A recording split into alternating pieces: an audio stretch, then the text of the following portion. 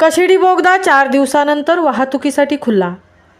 मुंबई गोवा महामार्गावरील कशेडी घाटात महामार्गावर बोगदा भोगावत गर्डर टाकण्याचे काम सुरू असल्याने महामार्ग प्रशासन व L&T प्रशासनाकडून कशेडी बोगदा मार्गे शनिवारी दुपारी 2:30 वाजताच्या सुमारास वाहतूक बंद करण्यात आली होती।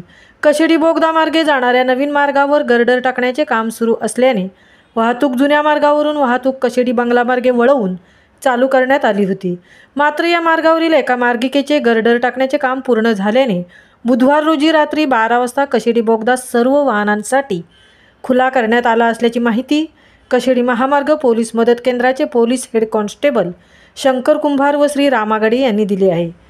मुंबई गोवा महामार्गावरील कशेडी बोगदा या नवीन मार्गावरून ST सह ट्रक, टेम्पो, कारसह अवजड वाहनांची वाहतूक सुरू करण्यात आली आहे।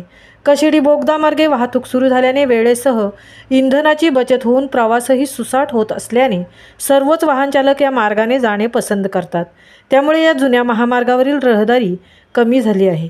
जुन्या मार्गावरील कशेडी बंगला पंचकृषी येथील स्थानिक नागरिक व प्रवाशांना जाण्या येण्यासाठी वाहने मिळत नसल्याने या विभागातील प्रवाशांकडून नाराजीचा सूर उमटत आहे। किमान चिपळूण, खेड व महाड आगारातील ST बसेस या कशेडी बंगला मार्गे सोडाव्यात अशी मागणी विभागातील नागरिकांकडून करण्यात येत आहे। महामुंबईसह धनराज गोपाळ, पोलादपूर।